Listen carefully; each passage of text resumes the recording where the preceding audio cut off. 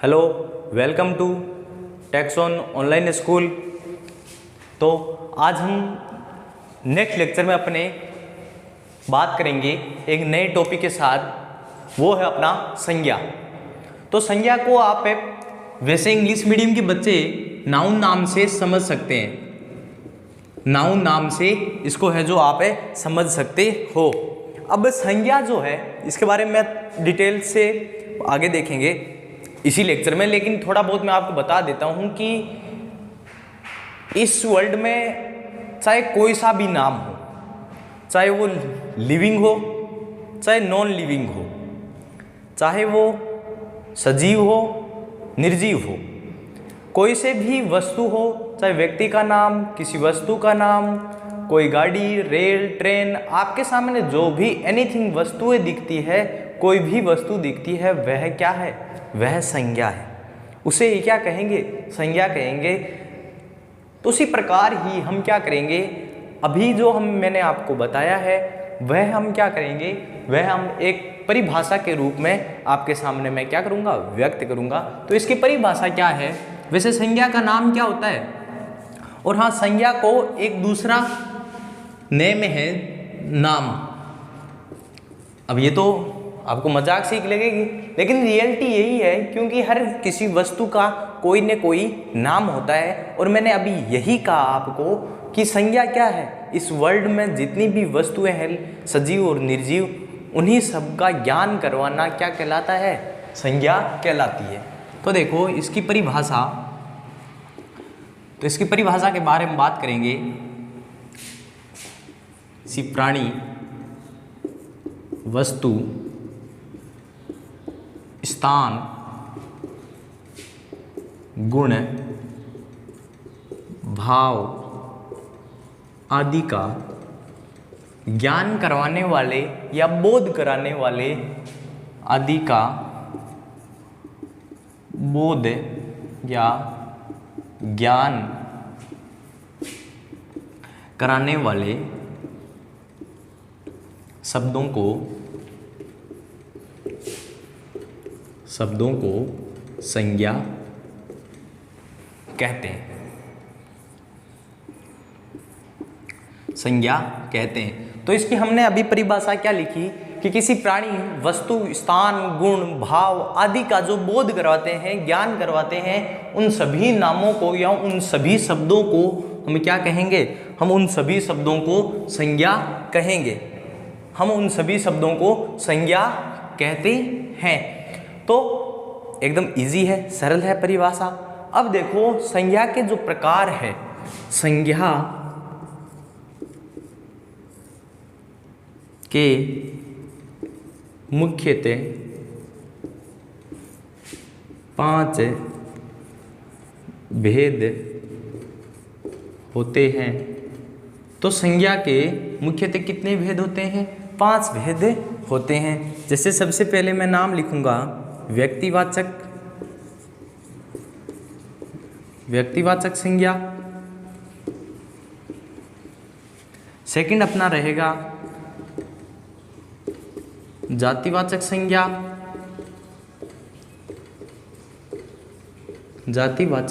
संज्ञा, और अपना तीसरा है भाववाचक संज्ञा।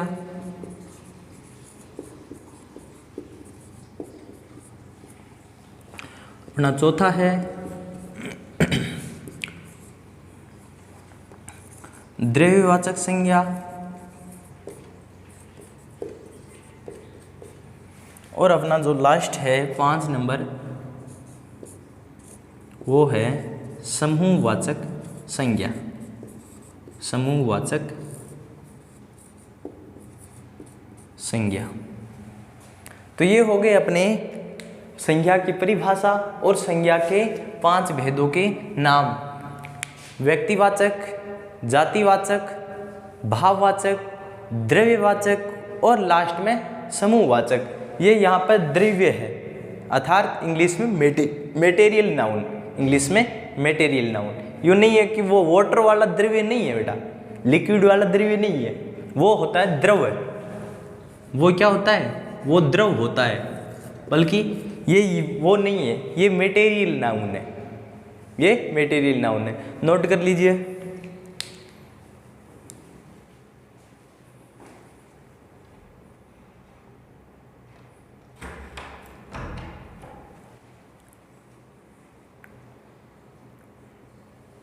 ठीक है, हो गया।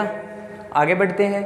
अब हम क्या करेंगे, आगे इन संज्ञा के 5 जो भेद है इनकी एक एक लेकर सबके बारे में डिटेल से या विस्तार से हम क्या करेंगे, चर्चा करेंगे। तो देखिए आगे बढ़ते हैं। हाँ, तो व्यक्तिवाचक संज्ञा। अब व्यक्तिवाचक संज्ञा में वही नाम आएंगे जो इस दुनिया में एक ही है, जो इस दुनिया में एक ही है। अब ऐसे नाम कौन से हो सकते हैं, जैसे मैं आपको नाम लेता हूँ गंगा। क्या गंगा जो रिवर है, जो नदी है, वह कहीं और है? नहीं है। जैसे आप अपने नाम का ही एग्जाम्पल लीजिए, जैसे आपका नाम सोहन, रोहन, मोहन जो भी होगा, क्या आपके नाम का कोई और है? आपको कहोगे हाँ है, लेकिन आपकी एज का नहीं मिलेगा, आपकी सेम जो आपकी बॉडी स्ट्रक्चर है, आपकी जो बॉडी लैंग्वेज है उसके अकॉर्डिंग नहीं मिल सकता, लेकिन हुबहू कहीं नहीं मिल सकता आपके जैसा। तो खुद का नाम या किसी व्यक्ति का नाम जो है वह इस संज्ञा के अंतर्गत आता है। अब हमने पहले क्या देखा कि संज्ञा में पूरे वर्ल्ड के जितने भी नाम हैं वो सभी आते हैं। अब उन सभी नामों को हम क्या करेंगे, अलग अलग भागों में बांटेंगे कि कौन कौन से नाम व्यक्तिवाचक संज्ञा में आते हैं, कौन कौन से जातिवाचक में आते हैं, कौन कौन से भाववाचक में आते हैं, कौन कौन से द्रव्यवाचक में आते हैं और कौन कौन से समूहवाचक में आते हैं। उन्हीं नामों को हम क्या करेंगे, व्यक्तिवाचक में हम क्या करेंगे, शामिल करेंगे। तो व्यक्तिवाचक जो है तो व्यक्तिवाचक की परिभाषा है जिन शब्दों से किसी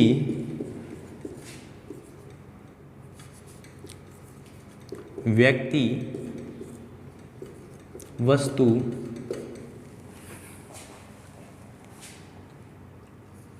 स्थान का बोध हो उसे व्यक्तिवाचक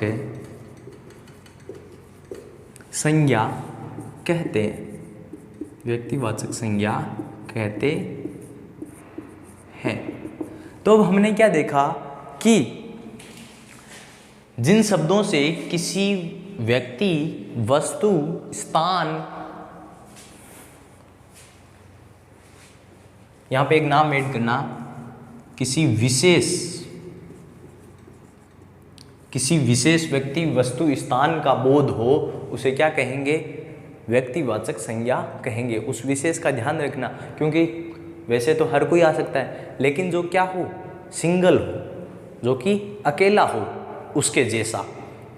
वो कोई स्थान का नाम हो सकता है, प्लेस नेम हो सकता है, कोई थिंग नेम हो सकता है, वस्तु का नाम हो सकता है, कोई पर्सन नेम हो सकता है, हिंदी में कहूँ तो व्यक्ति का नाम हो सकता है। जैसे मैं व्यक्तियों का नाम लेता हूँ, मैं एग्जाम्पल देता हूँ, उसके उदाहरण देता हूँ कि व्यक्तिवाचक में कौन कौन से एग्जाम्पल या उदाहरण आ सकते हैं। मैं हर कैटेगरी से, हर वर्ग से मैं आपको एक एक एग्जाम्पल दूंगा। जैसे मैं लेता हूँ आपका नाम, मैं मान लेता हूँ मोहन है, आपका नाम सीता है, ठीक है। तो ये तो हो गए अपने व्यक्तियों के नाम। जैसे दिशाएं होती है, ईस्ट, वेस्ट, नॉर्थ, साउथ, है उत्तर, दक्षिण, पूर्व, पश्चिम, वह भी क्या हो, कहीं और होते हैं? नहीं।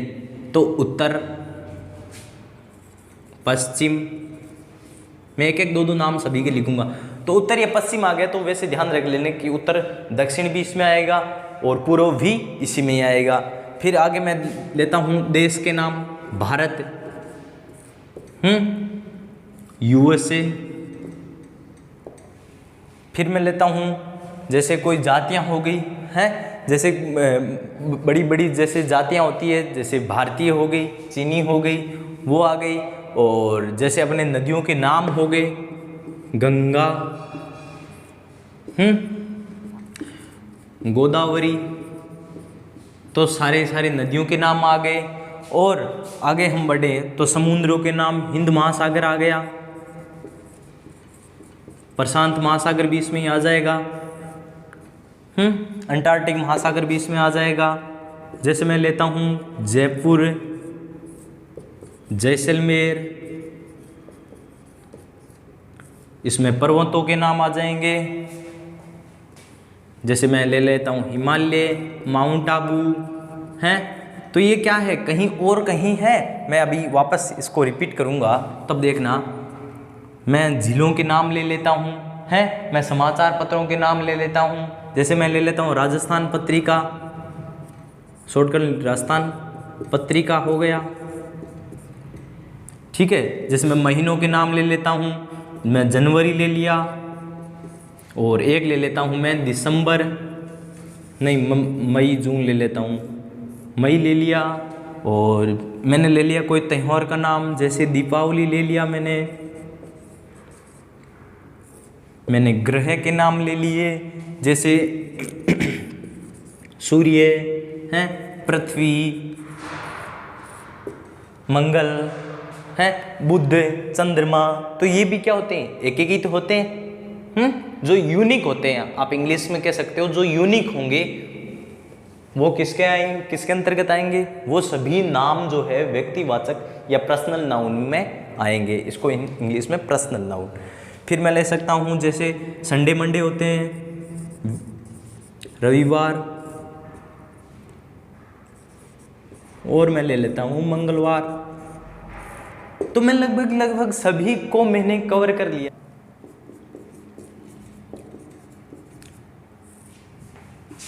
तो इसकी परिभाषा लिखेंगे, जो शब्द किसी व्यक्ति, वस्तु, जो शब्द किसी व्यक्ति वस्तु के एक ही प्रकार का बोध कराते हैं,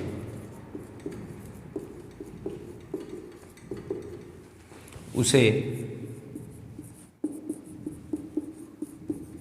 जातिवाचक कहते हैं। अब जाति से आपको पता चल गया होगा, जैसे हमारी अलग अलग जातियाँ होती है, अलग अलग कैटेगरी होते हैं, SC ST OBC।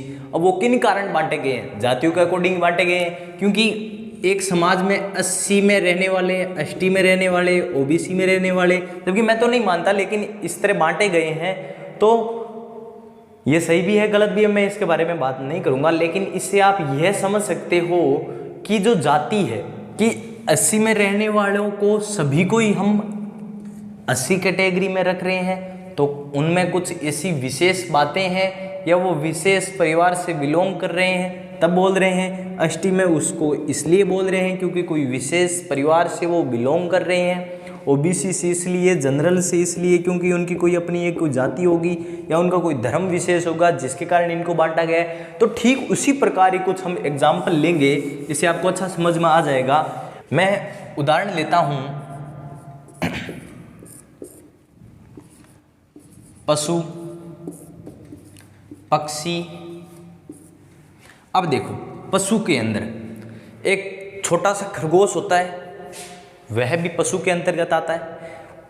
बड़ा से बड़ा हाथी, जिराफ, वह भी, डायनासोर पहले होता था, वो भी पशु के अंतर्गत आते हैं। अब पक्षी में अपनी जो चिड़िया है, स्पैरो है, वह भी पक्षी के अंतर्गत आती है। और बड़े से बड़ा जो शुतुरमुर्ग है वह भी किसके अंतर्गत आता है, वह भी इसी के अंतर्गत आता है।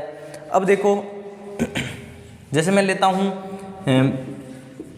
पंडित। अब पंडित चाहे वो आज बना है चाहे कल बना है, सभी पंडितों को मैं पंडित कहकर पुकार सकता हूँ। भाई 10 एक पंडित बैठे हैं तो मैं उन सबको यूँ थोड़ी कहूँगा ये पंडित, वो फलाना पंडित, वो पंडित। मैं यूँ कहेंगे पंडित बैठे हैं, तो मैंने सभी के लिए बोला है। पक्षी, सभी पक्षी आ गए, एक पूरी जाति का बोध हो रहा है। पशु, पूरा जो पशु वर्ग है वह आ गया। जैसे मैंने कहा भाई, बहिन, पहाड़, मनुष्य, नदी।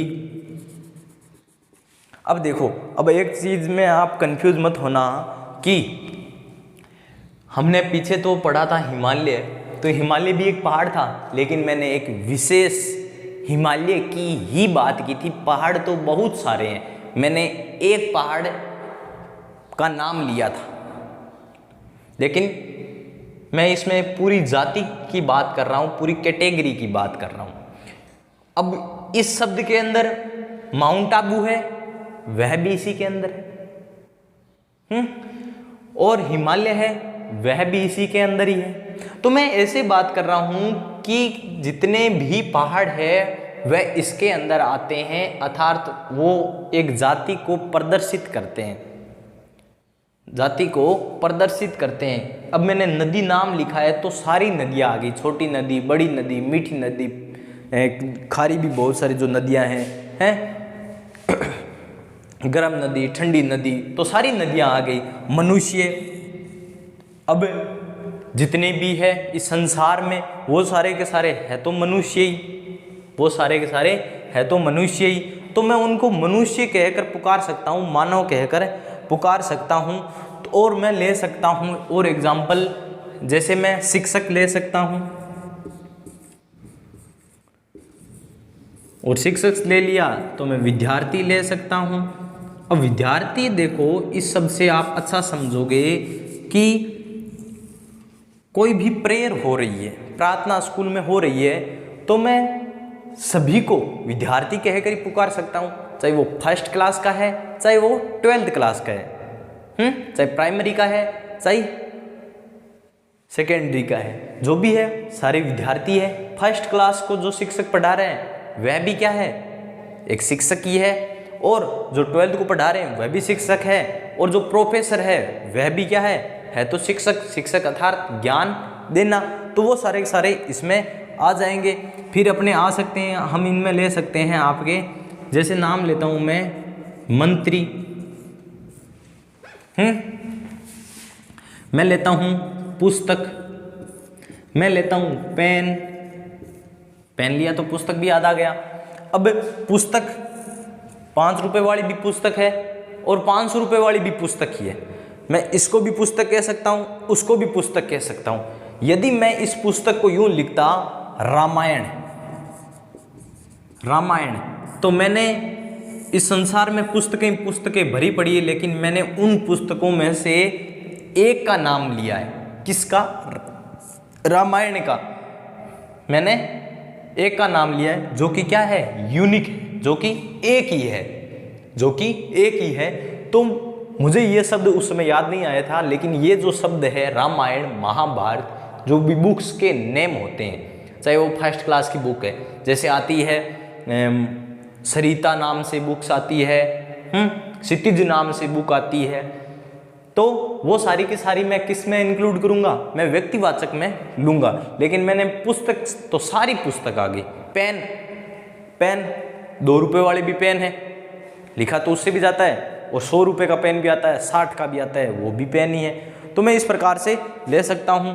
फिर मैं इनमें है जो धातु ले सकता हूँ। अब धातु तो लोहा है 60-70 रुपए किलो, वह भी क्या है, धातु ही है।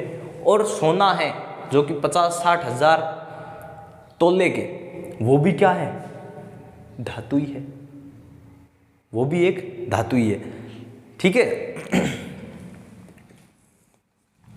फिर मैं ले सकता हूं फल, इसके अंदर अब फल में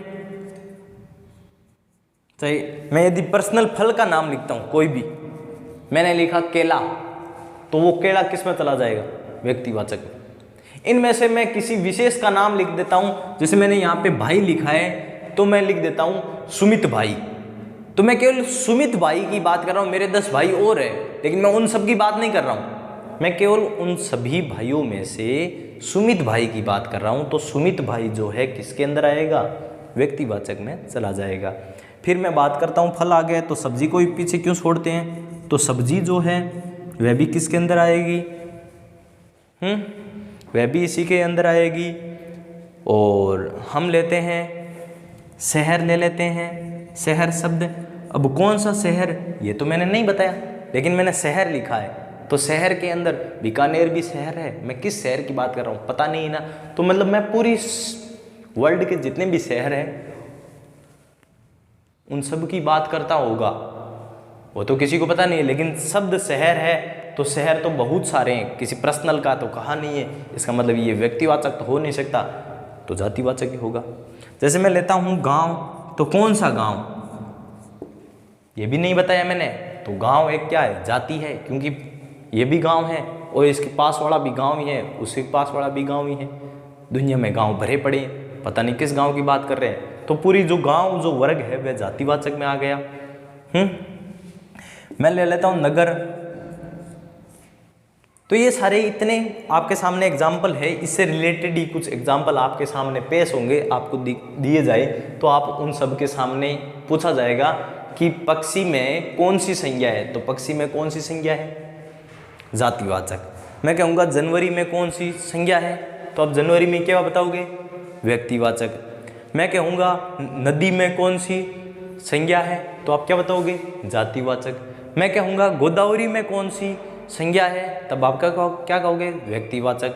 मैं कहूँगा कृष्णा, गोमती, गंडक, कावेरी, सरस्वती, महानदी, उन सब में, तो उन सब में तो मैंने सभी नदियों के अलग अलग नाम लिए हैं, तो अलग अलग नाम लिए तो वो तो व्यक्तिवाचक में आ जाएगा। ठीक है, तो आगे बढ़ते हैं। अपना थर्ड आता है भाववाचक। तो इसकी परिभाषा है जिन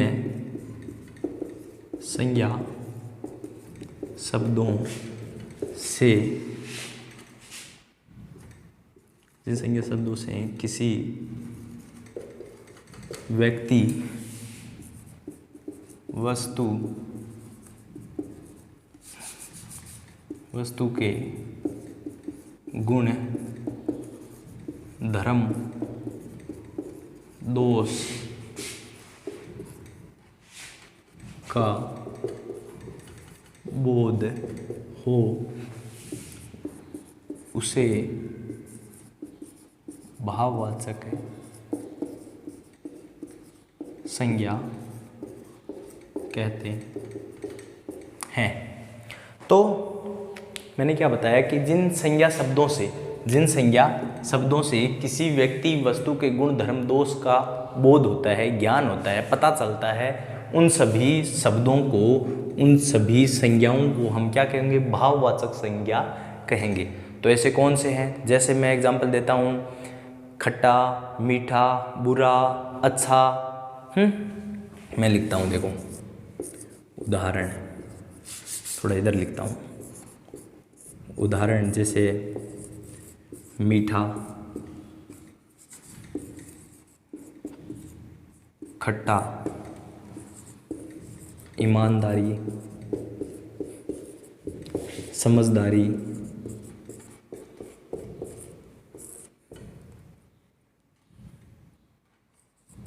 अच्छा,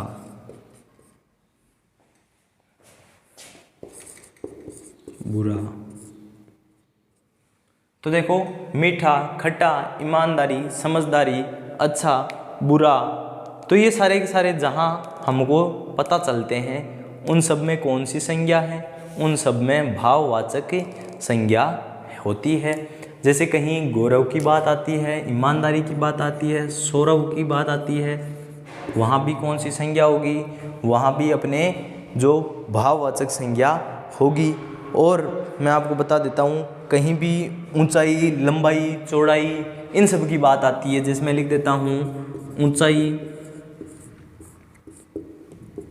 तो ऊंचाई, लंबाई लिख देता हूँ, चौड़ाई आप समझ जाओगे, कहीं भी एग्जाम्पल में हो तो वहाँ पे कौन सी संज्ञा बताओगे, भाववाचक संज्ञा बताओगे। और मैं लिख देता हूँ बुढ़ापा,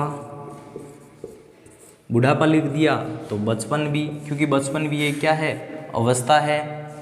ठीक है, मैं लिख देता हूँ दया, और इसी के साथ मैं लिख देता हूँ क्रोध।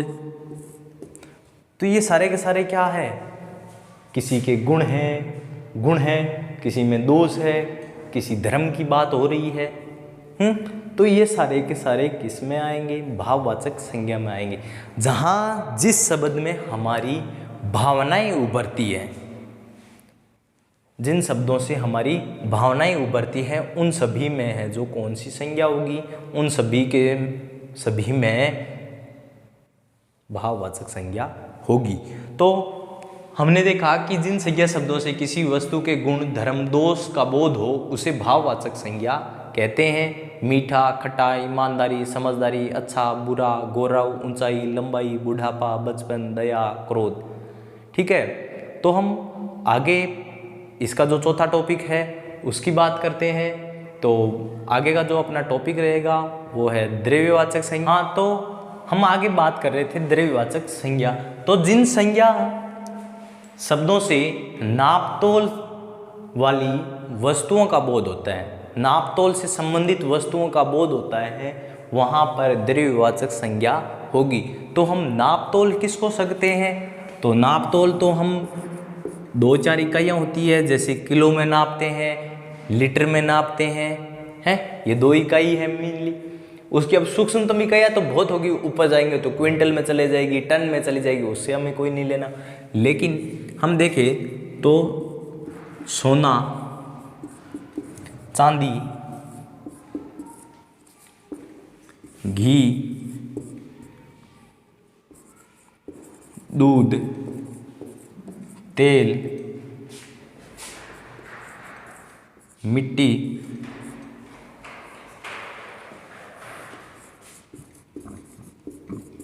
अनाज, लोहा आदि। तो जिन जिन वस्तुओं को हम क्या कर सकते हैं, नाप तोल सकते हैं, वह सभी किस में आएगी, द्रव्यवाचक संज्ञा में आएगी।